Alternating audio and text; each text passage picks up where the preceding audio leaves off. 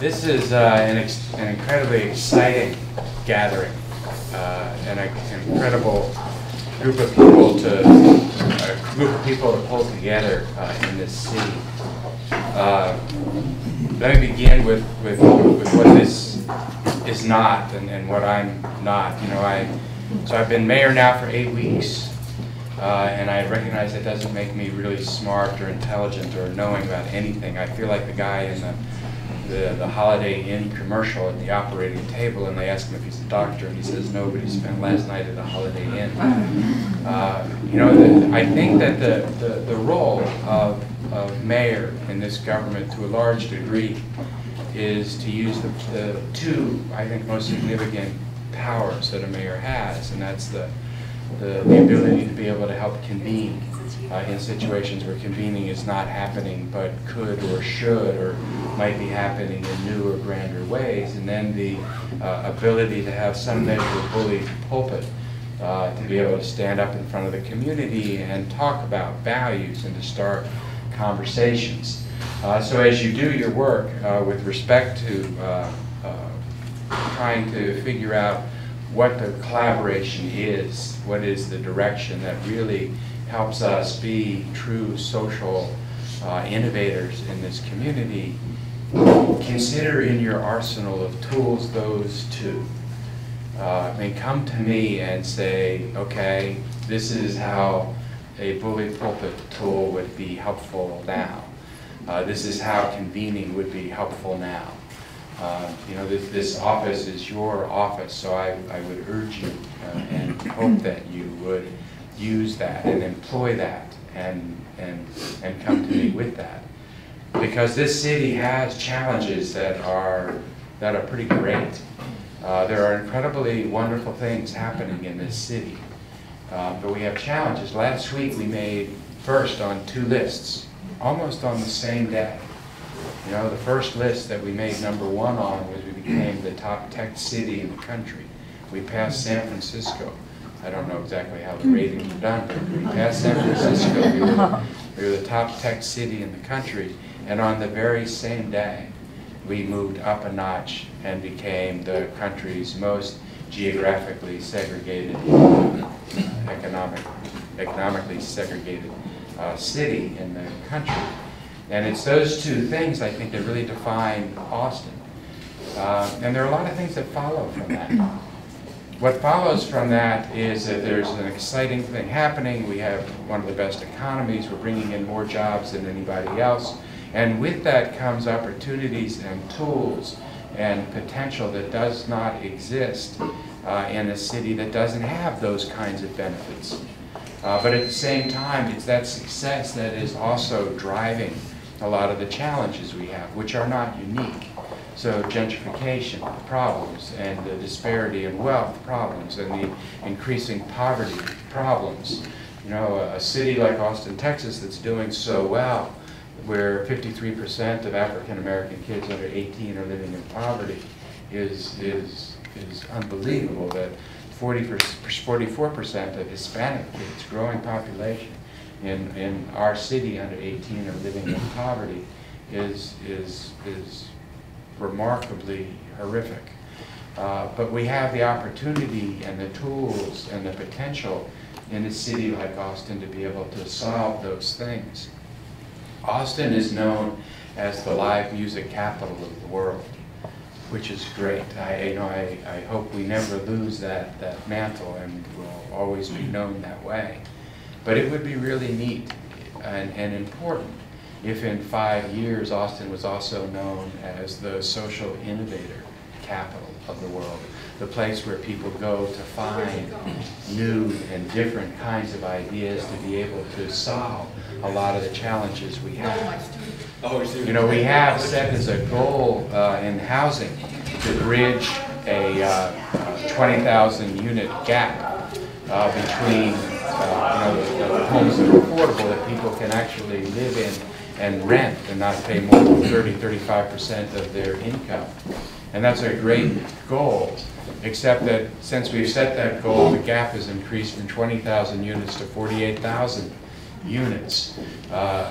We can't solve this problem by doing a housing bond election every 4 years or 6 years, despite the fact that we have a population that is amenable to passing those kind of bonds because those are the values that we have in this community, save and except that one little blip that we fixed. But we have a community that will support that kind of activity, but at that rate we will do nothing but fall further and further and further behind. We're bringing in more jobs than any city in the country. For our size, it's incredible. But 60% of those jobs don't pay a living wage. And when that's the kind of job growth you're having, it exacerbates the challenges. We have great programs in this city that are addressing the job training for middle class jobs. Hard to train when you already have 3 jobs. How do you fit that in? And how do you handle child care at the same time that you're expected to train? We have great programs. Capital Idea. You know how many graduates Capital Idea had last year?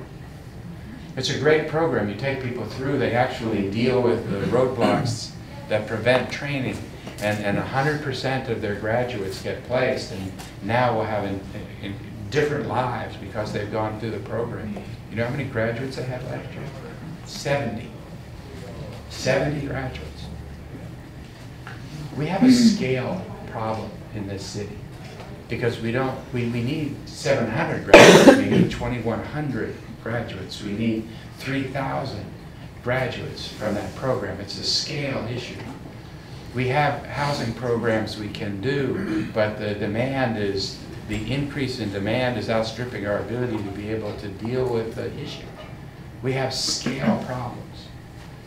Doesn't make us unique. Cities all over the world are dealing with the same problems and the same issues of scale. So what do you do to fundamentally change the arc of a city? San Francisco last year became the first city in the country with a median home value exceeded $1 million. $1 million. Now in Austin, that number is just over $200,000, so we're not there yet. But I will tell you that my perception is that that's the path that we're on. That's where we're headed, at an ever greater and accelerating speed. How do you stop that? Again, I think it comes back to scaling. When you talk about scaling, that means you're talking about resources.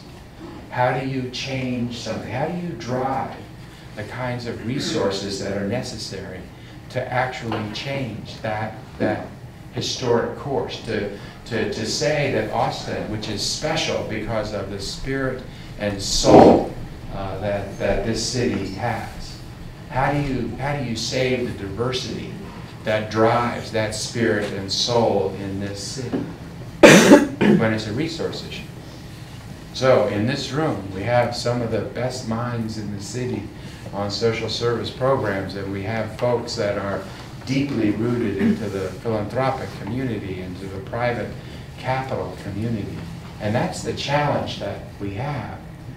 And if there is a city in the world that ought to be able to figure that out, it's Austin, Texas. Because of the economy that we have, because of the people that we have, because of the culture and values in this city that we have. If there is a city in the world that's going to figure that out, it's here.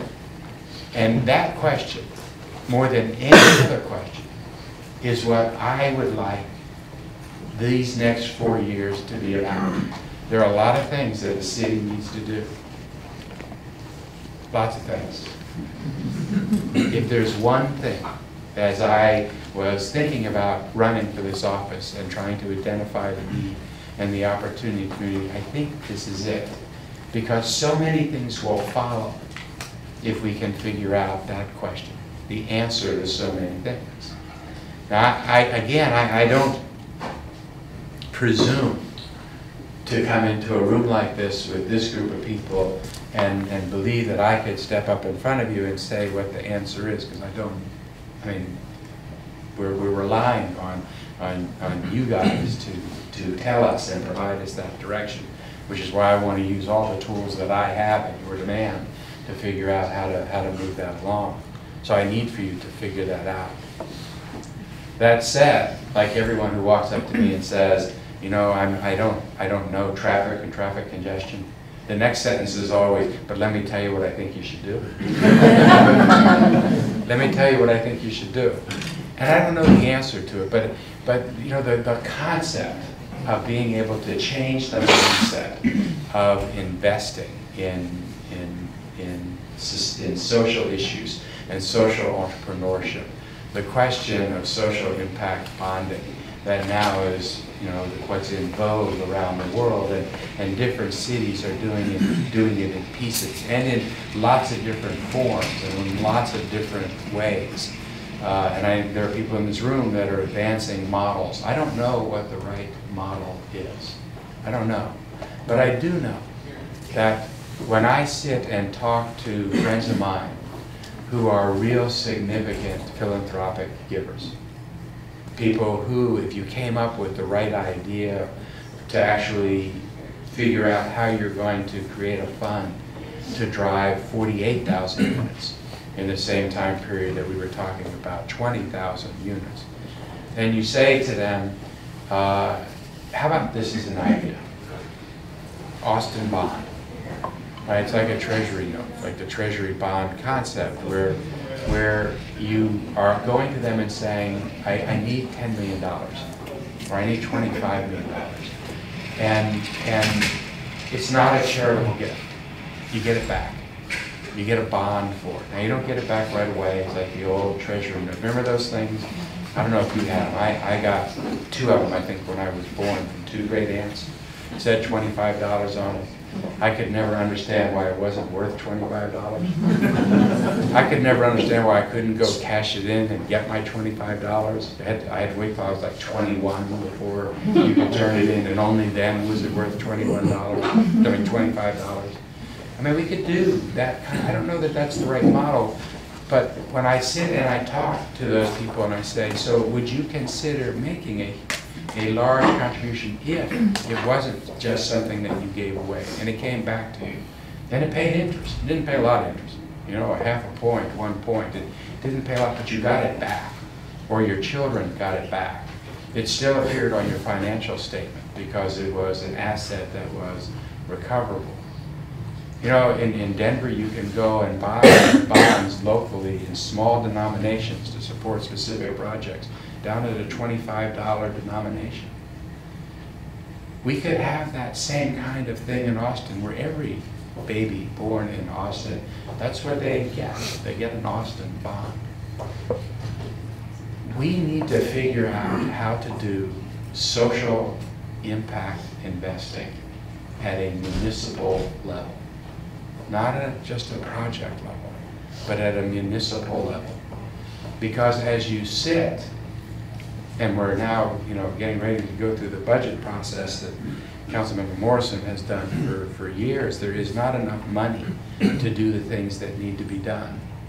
And I will be beyond heartbroken and crestfallen if all that we get to do over the next 4 years is get to the end of the year and try to make the hard decisions on how you divide up the last $4 million. Because it's not about how you divide up the last $4 million. The question is, why is there only $4 million at the end?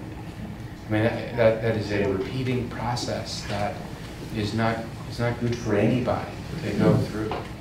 So a group like this that has these minds and these people and from so many different places, I think approaching the most significant challenge that we have as a city and the most significant opportunity we have as a city, if there is a city in the world that ought to be able to figure this out, it is this city. And it is probably the people sitting in this room. So, not enough pressure, right? but we need you guys to figure this out and to set us on the right course. It is that fundamentally important. So, thanks for letting me come and say welcome. And again, I meant what I said. Use this office as a tool and figure out how best to do that. Thanks.